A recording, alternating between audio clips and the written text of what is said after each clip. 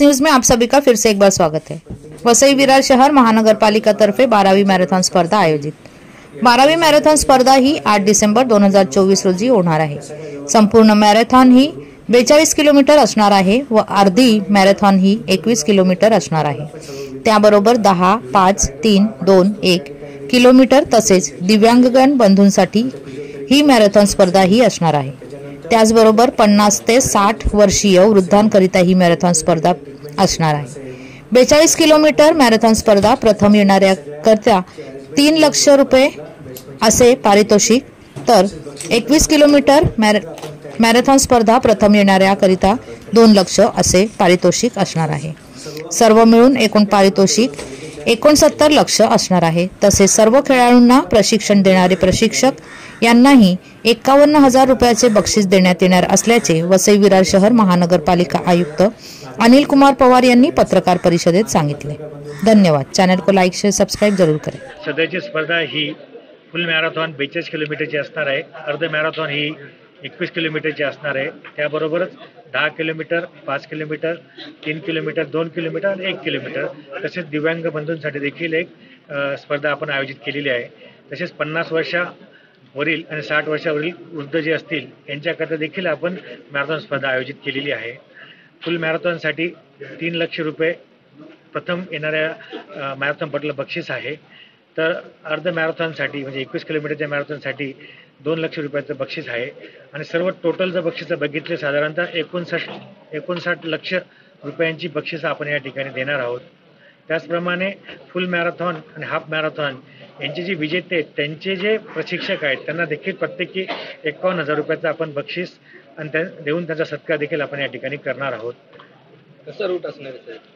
या रूटमध्ये नवीन विवा कॉलेजपासून सुरू होऊन फुल मॅरेथॉन ती वसईला आणि परत वसईवरून नवीन विवा कॉलेज अशा पद्धतीने फुल मॅरेथॉन असणार आहे आणि अर्ध मॅरेथॉन ही वसईवरून निघून नवीन विवा कॉलेजला संपणार आहे, जी 21 किलोमीटरची असणार आहे।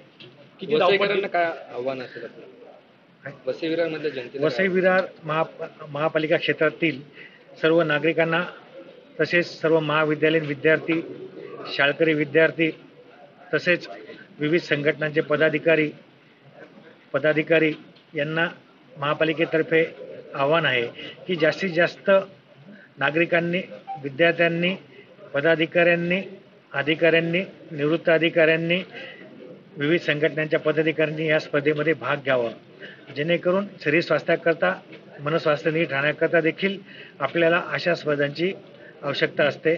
त्यामुळे सर्वांनी जास्तीत जास्त आपल्या या स्पर्धेचा भाग घ्यावा आणि या स्पर्धेची शोभा वाढवावी असं माझे या प्रसंगी सर्व नागरिकांना आव्हान असणार आहे। इस बार का स्लोगन क्या होगा? स्त्री भ्रूण हत्या टाळा आणि पर्यावरणाचं संतुलन हे आपले दोन्ही पहिल्यापासूनचे तेच आपले वृद्धवाक्य आहे।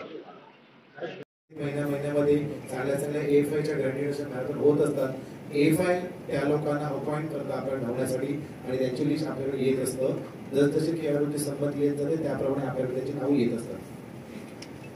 शेट्टी साहेब, महेश शेट्टी साहेब, आपण पोलीस वाहतुकी संदर्भात काय बंदोबस्त कसा असणार आहे? म्हणजे जर मोठे क्रॉसिंग वगैरे आहे, मोठे क्रॉसिंग आहेत किंवा म्हणजे उदाहरणार्थ